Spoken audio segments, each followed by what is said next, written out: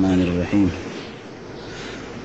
وقل للمؤمنين يغضوا من أبصارهم ويحفظوا فروجهم ذلك أزكى لهم إن الله خبير بما يصنعون. وروي عن النبي صلى الله عليه وسلم أنه قال: النذر سهم مسموم من سهام إبليس، أو كما قال صلى الله عليه وسلم.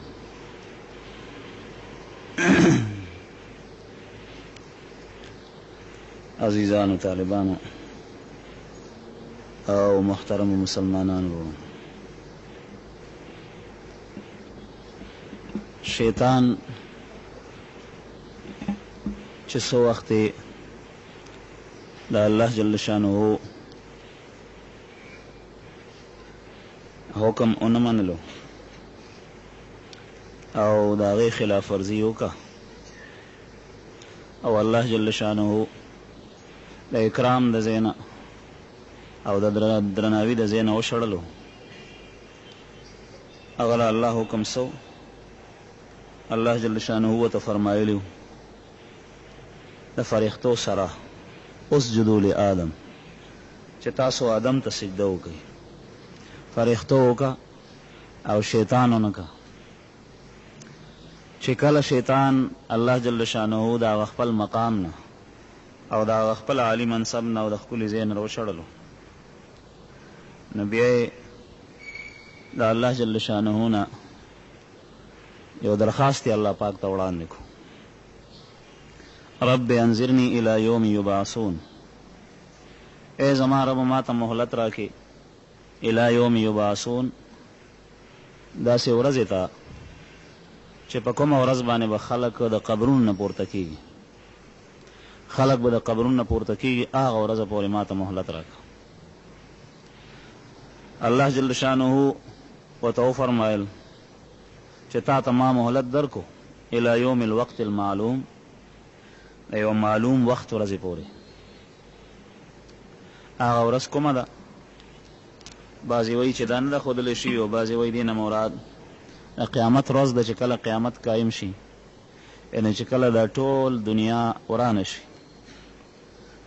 سوري اسرافیل ووهلی شي ړومبنې، او دا کوم کسان په ځمکه کې ژوندي وي نو دا هم هلاک شي، مړه شي، او دا څومره آبادۍ شي دا ټولې په کنډرو کې او په ورانیو کې بدلې شي. دغه ته مراد دی. شیطان ته چې کله دا اجازت ورکړی شو نو بیا دا ووې چې زه به ستا دا بندګان د دوی د ګمراه کولو کوشش کوم، او دا یې ووې په سوره اعراف کې دي: لآتینهم من بین ایدیهم ومن خلفهم وعن ایمانهم وعن شمائلهم، زه به د دوی وړاندې طرف نه راځم دی څخه، او د شاله طرف نه به راځم، او د ښي طرف نه به راځم، او د ګس طرف نه به راځم. هر اړخ ته به زه دا کوشش کوم چې دا سړی ګمراه شي، د هغه د ګمراهۍ اسباب به پیدا کوم. الله جل شانه ورته وفرمایل چې کوم زما بندګان دي زما، نو هغه ته نشي ګمراه کولی، او تا سره د هغوی د ګمراه کولو هېڅ سند او دلیل نشته دی، هغوی ته بې لارې کولی نشي، هغه زما دي. او چې کوم ستا منونکي دي او ستا اتباع کوونکي دي او ستا په نقش قدم باندې روان دي، نو دغه خلک به تا سره د جهنم ته وغورځو. شیطان د هغه وخت راسي چې کله آدم علیه السلام بیا دنیا ته رالو، د آدم علیه السلام اولاد او ذریت دا خواره شل، نو شیطان په هر وخت کې د هغه او د هغه ذریت او د هغه اولاد دا کوشش کوي چې دغه خلک په صراط مستقیم باندې سم پرېنږدي او دی بېلارې شي او ګمراه شي، د دی نیک اعمال هغه ختم شي، ضایع لاړ شي، او د دی پام ګناهونو بدیو طرف ته شي، او دی چې څنګه زه بېلارم او زه شیطان وی مستحق د جهنم یم، نو دغسې دی هم زما سره جهنم ته وګرځي. په دې کې شیطان مختلفې حربې استعمالوي او د انسان د ګمراه کولو مختلفې ذریعې دي شیطان سره.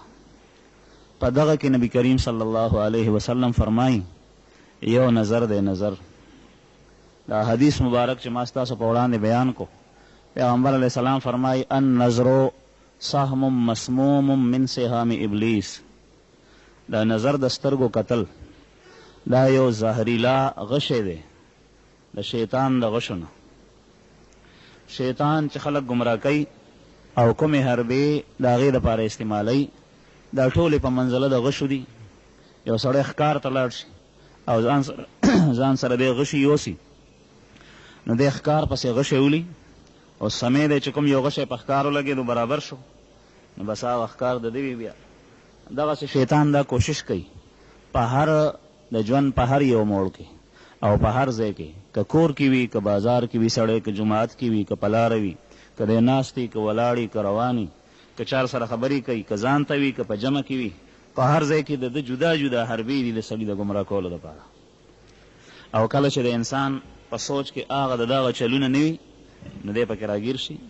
بعضې سړی خو دا پام نه کوي، هغه نفس په مخه اغشتی وي، خواهشات د نفس، او خپل چې څومره ارزوګانې راپورته کېږي دا نه ګوري چې دا جایز دا ناجایز.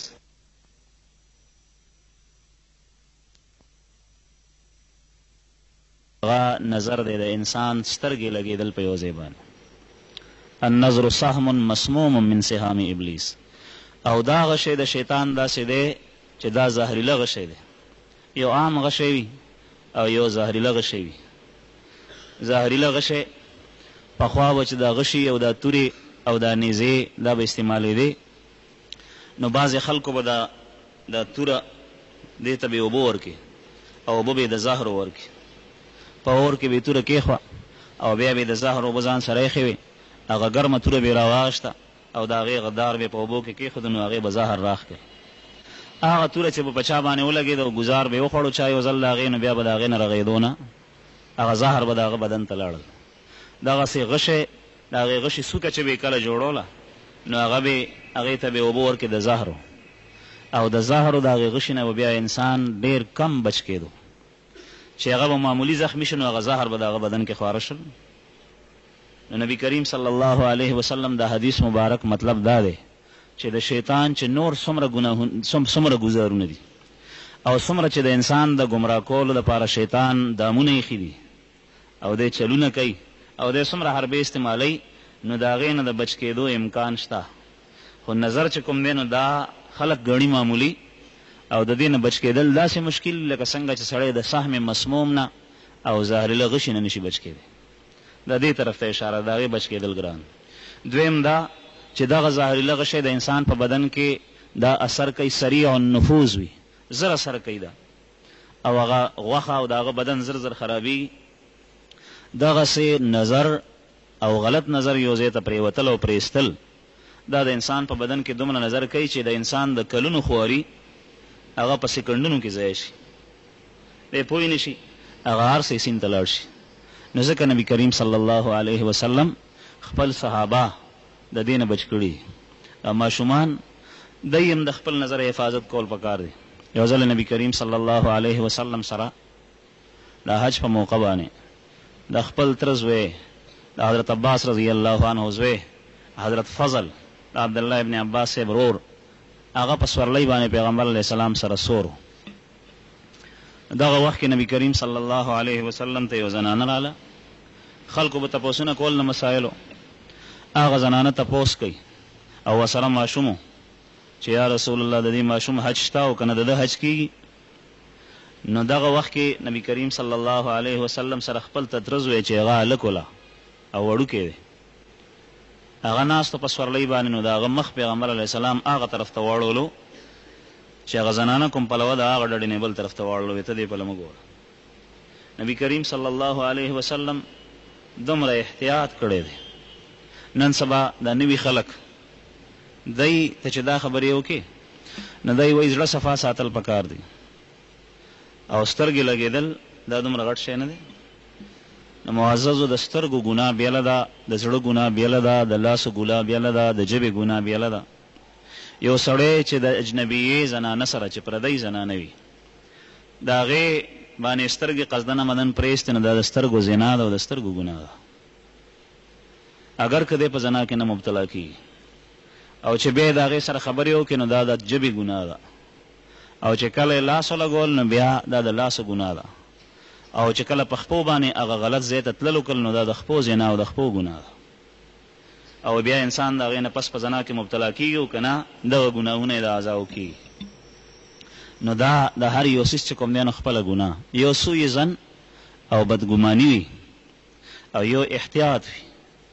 زمونږ په دې شریعت کې په دین اسلام کې بدګماني د دین قرآن پاک هم منع فرمایلی، نبی کریم صلی الله علیه وسلم په احادیثو کې منع فرمایلی ده.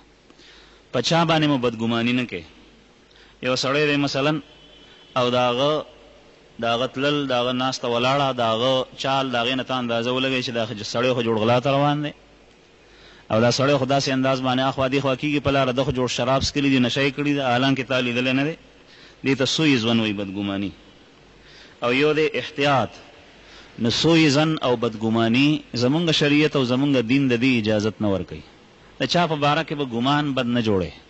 او احتیاط چې کوم دی نو هغه زمونږ د دین د کمال او د دې د کامل کېدو نښه دا ده چې په دې کې کوم څیزونه چې هغه احتیاطي تدابیر دي د هغې نه الله جل شانه منع فرمایلی ده د نبی کریم صلی الله علیه وسلم په ذریعه. یو ګناه د غټه مثلا زنا، د هغې چې څومره محرکات دي او د هغې دوایي دي د هغې نه منع فرمایلی. زما عزتمندو دا نظر دا د الله جل شانه ډېر لوی نعمت دی. هر یو نعمت د الله پاک ډېر لوی دی، د هغې قیمت نشته. لاس، خپې، غوږونه، مازغه، خو دا نظر دا د الله جل شانه ډېر لوی نعمت دی. ځکه چې سترګې د سړي پټې شي، یو سړی ړوند شو، یا مادرزاد ړوند پیدا دی او یا دی مخکې سترګور و بیا وروسته ړوند شو، د هغه نه تاسو تپوس وکئ چې ستا سره د دې سترګو د نظر څه قیمت دی او تا سره یې څه قدر دی، د هغه نه به تاسو ته اندازه ولګي.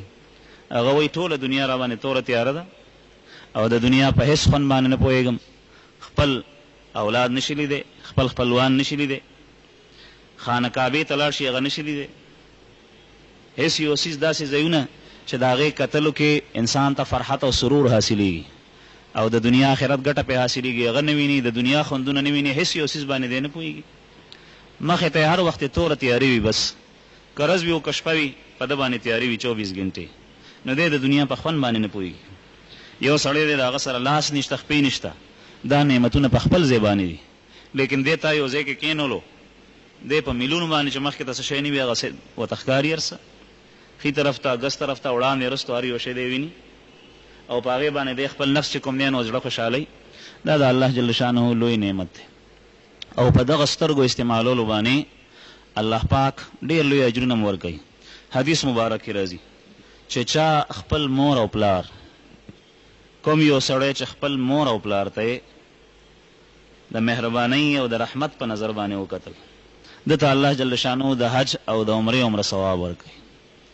دی وایي دا زما مور او پلار دی او زما په دنیا کې د راتلو دا ظاهري سبب او ذریعه ده او الله جل شانه د دوی په ما باندې حق ګرځولی دی او د دوی ما سره ډېر لوی احسان دی. په دغه نیت باندې مور او پلار ته وکتل، په دغه نیت، نو الله جل شانه ده ته د حج او د عمرې ثواب ورکوي. په دغه سترګو باندې سړی قرآن پاک ګوري، خانه کعبه ګوري، یو نیک انسان او یو عالم د هغه مخ ته ګوري، الله جل شانه باندې اجرونه ورکوي.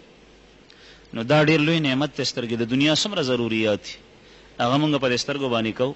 نن سبا مشیني زمانه ده، کوم یو کار چې کوي چې سترګې دې نه ویني بیا نشي کولی هغه کار. نو دا ډېر لوی نعمت دی د الله جل شانه او د دې په استعمالولو کې ډېره لویه ګټه ده د دنیا او د آخر.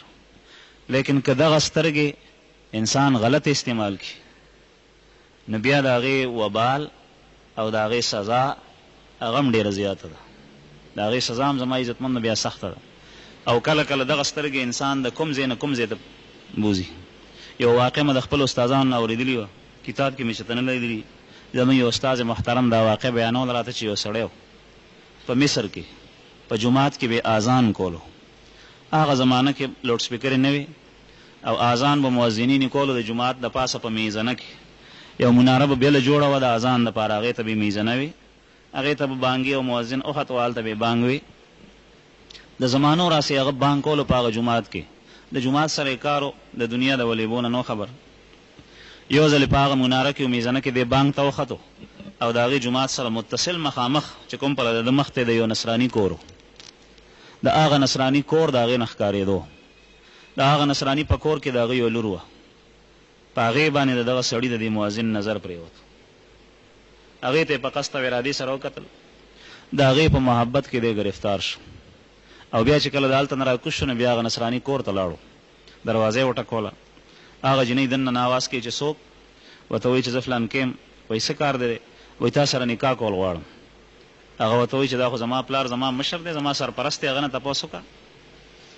هغه پلار نه تپوس وکړه. پلار یې ورته وایي که ته د خپل مذهب اسلام پرېږدې او زمونږ نصراني مذهب اختیارې نو بیا دا لور در کوم، او که داسې نه کړې نو بیا دا تمه کتي که زه یې نه در کوم. دی ورته وایي ټیک ته زه خپل مذهب پرېږدم، دین اسلام یې پرېښود د هغې دپاره او د هغې نصراني مذهب اختیار کړو. او بیا دی هغې کره پاتې کېدو، ورته وایي چې لا صبر وکړه، لا وخت ډېر دی، په ده باندې به یې کار کولو. یو ځل یې کوټې ته خېجولی دی څه کار پسې، او هغه کار یې کولو، د هغې نه را پرېوتو لاندې و، هغه ساعت یې ساه ورکړه او مړ شو. او داسې حالت کې د دنیا نه لاړو چې ایمان ترې نه مخکې سلب شوی وتلی و، ځکه چې دین یې پرېښودی و. دا تاسو اندازه ولګوئ د دې ابتدا د کوم ځای نه شوي ده؟ د سترګو د پرېوتو. زما عزتمندو د سترګې بې ځایه لګول په اجنبي زنانه په داسې ځای کې سترګې پرېستل چې هغه ځای ته کتل ګناه ده. نو یو خو په خپله باندې دا نظر پرېستل دا مستقله ګناه ده، او بله د دې نه چې وروسته کوم مفاسد پیدا کېږي دې پسې چې کومې خرابۍ را روانې دي هغه ډېرې زیاتې دي. د دې نه د انسان هغه صلاح او هغه نیکي او هغه تقوا او هغه پرهیزګاري هغه په لمحو کې ختمېږي، او په ده پسې بیا شیطان چې کوم دی نو د تلارې جوړوي او دی نه د معلومه چې په څه څه ګناهونو کې دی مبتلا کېږي.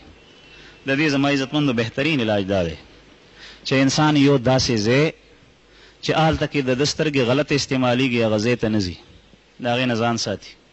تاسو وینئ نن سبا څومره د فتنو دور دی، د فحاشۍ د وریانۍ دور دی.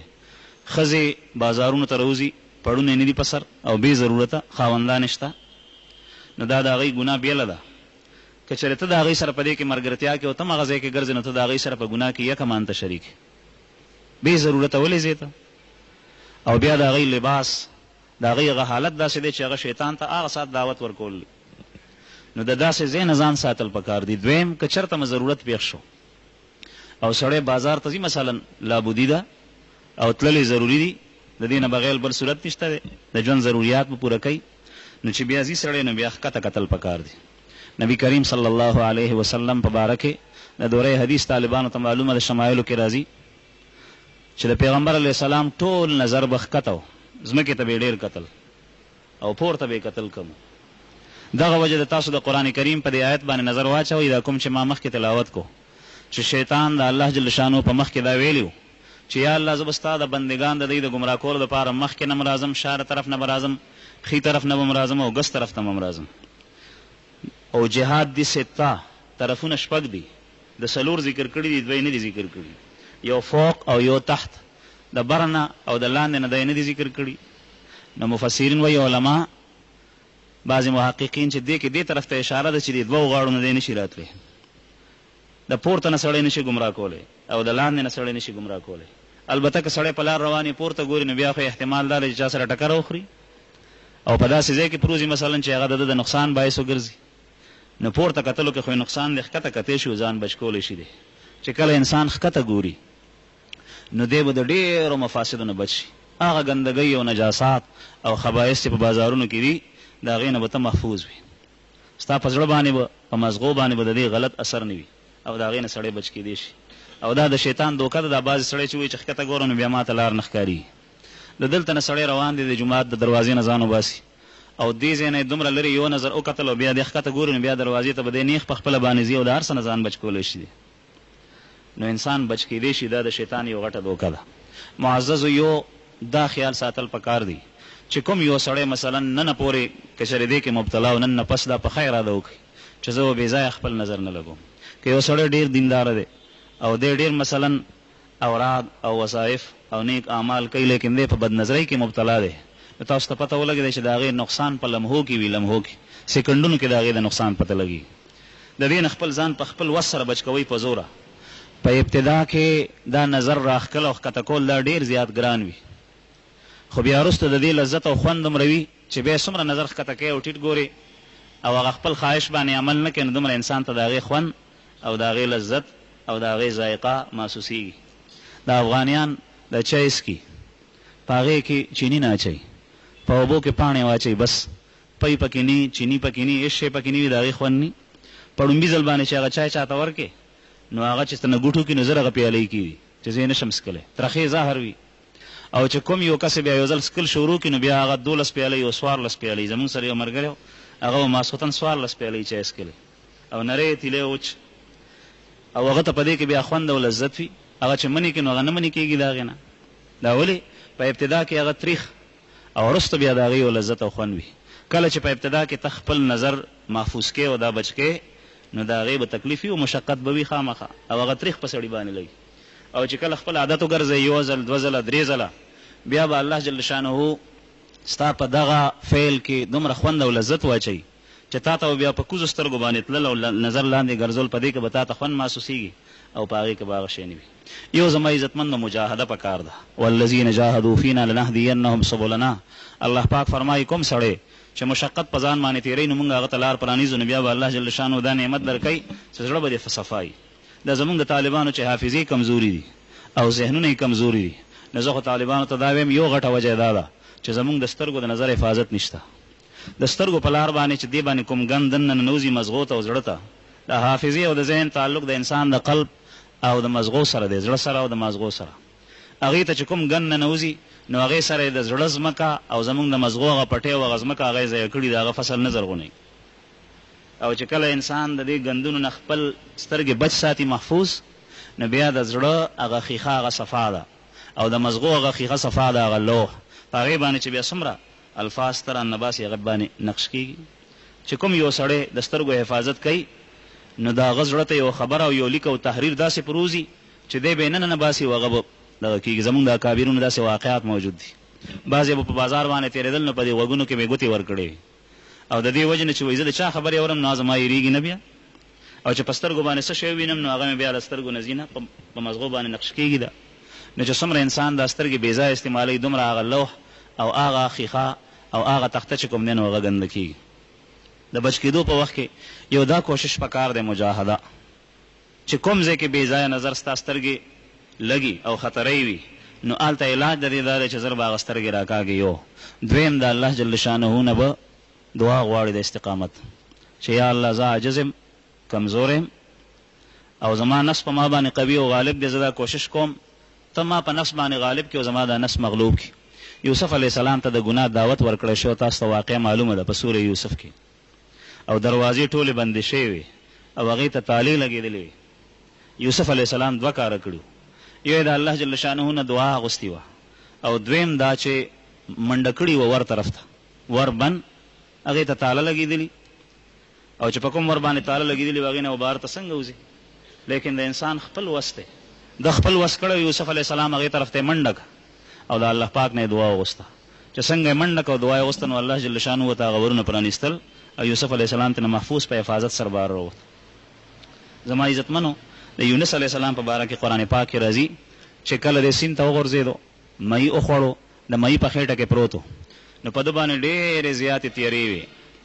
یو د مهي تیاره وه د خېټې، یو د سیند تیاره وه د اوبو، او یو د شپې تیاره وه د سیند لاندې پروت دی او د شپې تیاره هم پې باندې و. په دغه تیارو کې دننه یونس علیه السلام الله جل شانه ته دعا کوي، خپل وس خو د نور نو د مهي په خېټه کې او دعا کوي چې لا اله الا انت سبحانك انی كنت من الظالمین. او الله جل شانه د دغه دعا او د دغه ذکر او د دغه یاد په برکت سره یونس علیه السلام قرآن پاک کې راځي هغه د سیند نه وویستو بهر ته ژوندی. نو چې کله انسان د الله جل شانه نه غواړي الله پاک سره بیا د هغې اسباب ډېر دي او الله جل شانه ته د اسبابو ضرورت نشته، هغه خو بې اسبابه بیا کارونه کولی شي. الله جل شانه دې موږ ته د عمل توفیق راکړي. واخر